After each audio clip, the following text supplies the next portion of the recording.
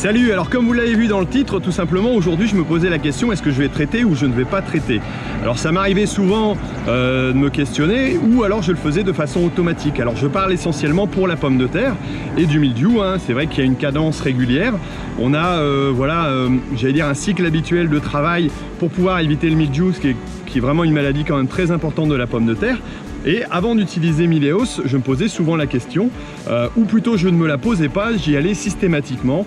Donc à faire pas mal d'interventions tous les 5 jours au départ, avec des cadences raccourcies, puis après toutes les semaines. Et depuis quelques temps, j'ai trouvé un autre modèle grâce à Mileos. Allez, on regarde ça.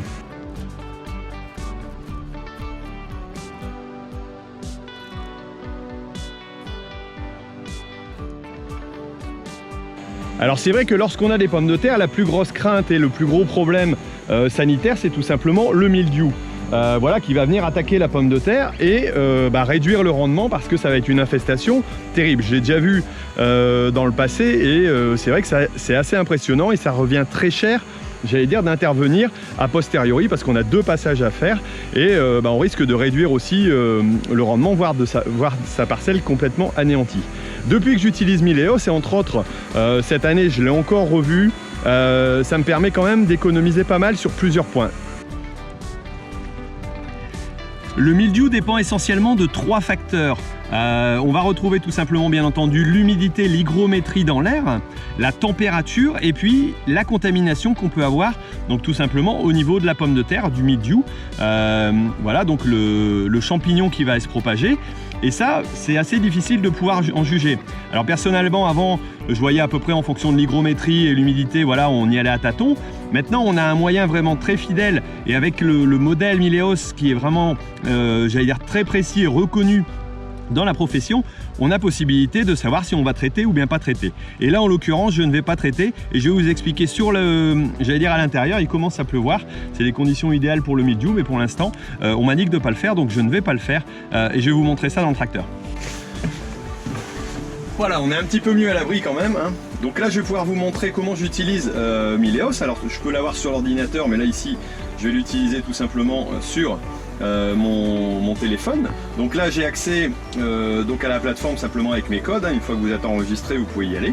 Et puis, vous avez les parcelles. Alors là, j'en ai 2 qui sont enregistrées avec 2 stations météo différentes. Alors il y en a une, voilà, la Sunkrop que vous avez pu voir lors de mon tour de plaine de Mars. Si vous ne l'avez pas vu, vous pouvez aller cliquer sur le petit bouton ici, pardon, pour pouvoir tout simplement aller voir un peu à quoi ça en est.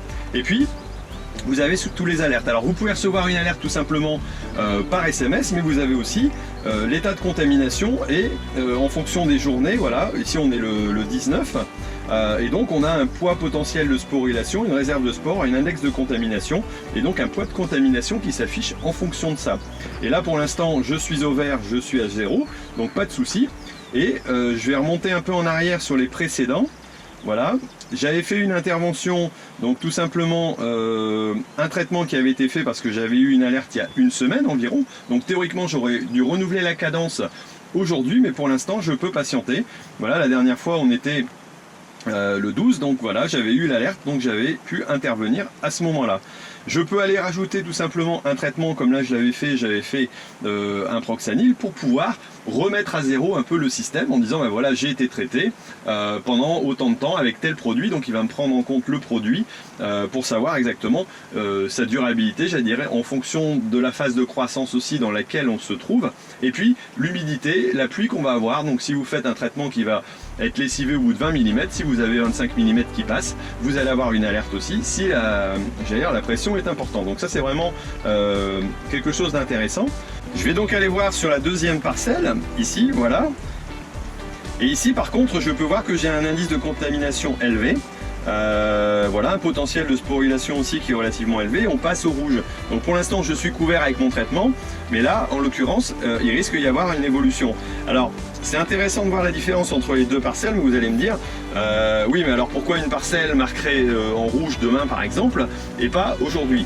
Tout simplement parce qu'on peut avoir des microclimats. Alors c'était le cas tout simplement hier soir, on a eu de l'orage Et puis cette nuit, donc qui sont tombés de façon plus importante d'un côté que de l'autre, donc sur la parcelle qui va être contaminée. Et donc l'hygrométrie a été plus élevée aussi à cet endroit-là. Et donc il va pouvoir m'indiquer exactement ce que je fais. Alors au départ, j'avais un peu de difficulté, j'allais dire, à me stabiliser pour savoir si voilà, si j'écoutais ou je traitais d'avance. Alors je reste maître de la situation. Hein. Moi, ce qui reste important, c'est que ce soit moi qui reste maître de la situation. Si demain j'ai le temps de traiter comme là, il n'y a pas de souci, je sais que je peux m'organiser pour le faire, bah, je ne vais pas intervenir avant. Si j'ai un risque de ne pas pouvoir traiter dans des bonnes conditions parce que la météo s'empire, ce qui n'est pas le cas, ou alors tout simplement j'ai pas le planning et l'organisation qui me permettent de le faire, et ben je vais aller traiter quand même parce que j'aurai eu une alerte, ou plutôt une information que le risque monte progressivement, et donc je peux aussi aller traiter un peu en avance, mais tout en limitant le risque. Et s'il restait marqué à 0, je ne me poserai pas de questions, ou tout au moins en dessous des seuils de contamination. Alors cette année, j'ai pu retarder mes traitements grâce à Mileos, donc traiter un peu plus tard, et donc j'ai limité certainement de 2 passages environ. L'année dernière, j'avais pu limiter de 1 en début de saison, et puis courant de saison, au mois de juillet, même avec de l'irrigation de façon assez importante, voilà, les seuils n'étaient pas atteints. Donc pendant 3 semaines ou 4 semaines, j'ai tout simplement limiter l'intervention, je ne suis pas intervenu, donc j'ai gagné. Alors sur la surface que j'ai en pommes de terre, environ 22 hectares, vu le coût du traitement et le coût du passage, honnêtement c'était très rentable de pouvoir éviter ça. Donc franchement c'est vraiment un outil d'aide à la décision pour lequel il ne faut vraiment pas se passer. C'est vraiment le meilleur moyen, je pense, pour un coût modique.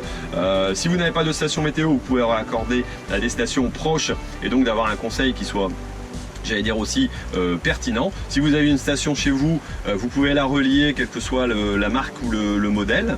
Voilà, elles sont toutes plus ou moins pertinentes.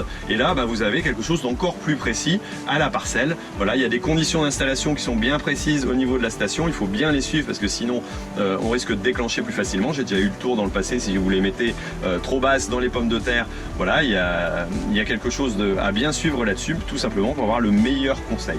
Bon voilà, je pense que le conseil en tout cas que je peux vous donner, c'est un super investissement, n'hésitez pas à y aller. Voilà, et puis moi je vais tout simplement rincer mon tonneau maintenant, parce que j'avais fait tout simplement dans une parcelle un bout d'anti-chardon, parce que j'ai des problèmes de chardon, et là Mileos ne peut pas m'aider là-dessus. Donc voilà, je vais finir mon petit traitement et rincer mon tonneau, et puis moi je vous laisse, et puis je vous dis à bientôt sur Agriculteur d'aujourd'hui pour d'autres vidéos, et surtout ne l'oubliez pas, l'agriculture mérite d'être expliquée. Et ciao.